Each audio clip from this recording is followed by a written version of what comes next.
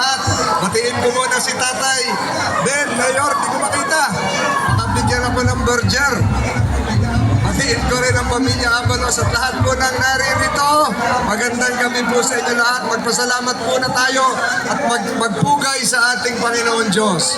Kanina nagkukwentuhan kami ni Bernardo sa likod. Sabi niya, sabihin mo naman yung istorya mo dito sa Mandaluyong. Sabi ko, ikukwento ko po yan, mahaba. Dahil doon sa kantong yun, doon ako tumirik na nagdadrive. Hindi ko alam kung wala na akong gasolina o nasiraan ng sasakyan. At nung high school po ako, dito po ako nag-iikap sa Correctional Institution for Women. At nung ako po ay nagtapos sa Mandaluyong ng high school. Dito po akong graduate, Lourdes School of Mandaluyong. Dito po ako nagkakating classes sa lugar na ito. Nung ako po ay MMDA chairman, ito po yung pinalilinis ko lagi hanggang 9 de Pebrero. Kaya ang alaala po ng Mandaluyong ay taglay-taglay ko lagi sa aking dibdib. Patapos na po ang kampanya.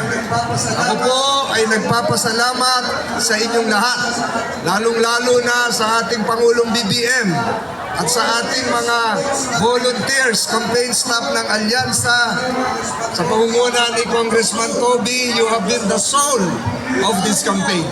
Without you, this campaign would not have been efficient. At tayo po ay nagpapasalamat din sa lahat ng Pilipinong ating nakadaupang palad.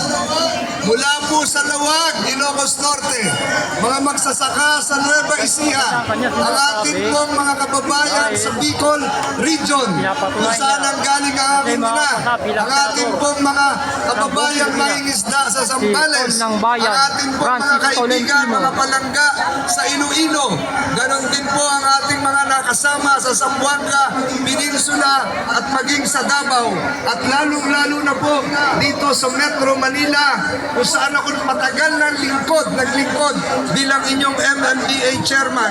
Ang inyong pong mga kwento, mula po sa mga barangay, mula po sa mga pamilihang bayan, sa ating mga eskwelahan, sa mga plaza, at kung saan-saan pa kami nakakarating sa buong kampanya, kasama na ang mga nakilala natin magagaling na mga local government officials kagaya ni Governor Gwen Garcia na nagpakita ng katatagan, si Governor Helen Tan ng Quezon, at ganun din po ang masisipag nating gobernador sa Capiz, ganun din po sa Iloilo at sa Calabarzon.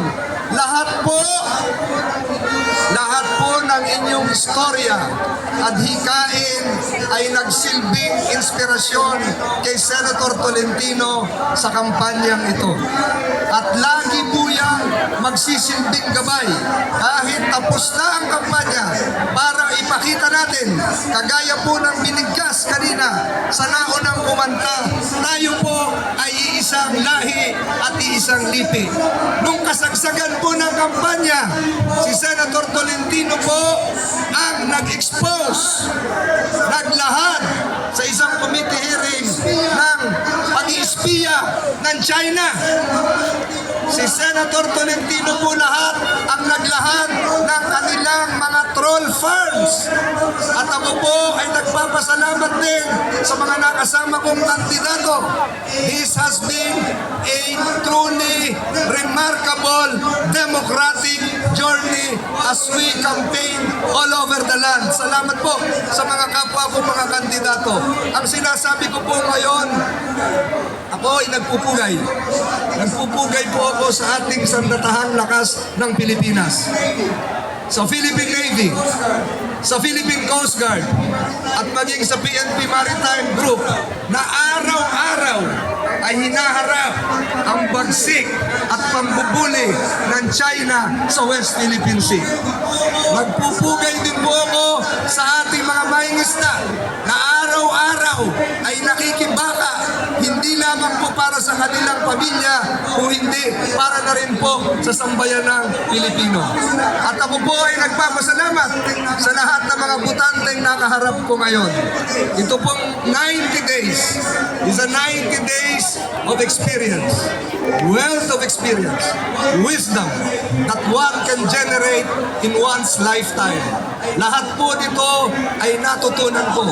Lahat po ng natutunan ko ay tataglayin kong leksyon panghabang buhay. Maraming salamat po sa lahat na nakinig. Maraming salamat din po sa napakinggan ko. Lahat po buhat sa magsasaka, mangingisda, at yung ating mga tsuper na hanggang ngayon ay inaayos pa yung modernization program ng kanilang sasakyan. Yung mga nakaharap ko po sa Hong Kong, yung mga nakaharap ko sa Singapore na OFW, ang inyo pong inspirasyon ay patuloy na gagabay sa inyong lingkod sa pagbalangkas ng batas para sa kabutihan ng ating mga OFW. Sa inyo lahat na naririto sa pagwawakas ng kampanya, taos-puso po muli yung aking masasalamat sa lahat ng ating mga kababayan. Maraming Sana salamat po, sa'yo. pagkatapos ng kampanyang ito, pagkatapos ng eleksyon, kahit ganong kahati ang Pilipinas, kagaya po ng linyang ito sa gitna, sa harapan ko, pagkatapos po nito, we should and we would come out stronger as one united Philippines with a great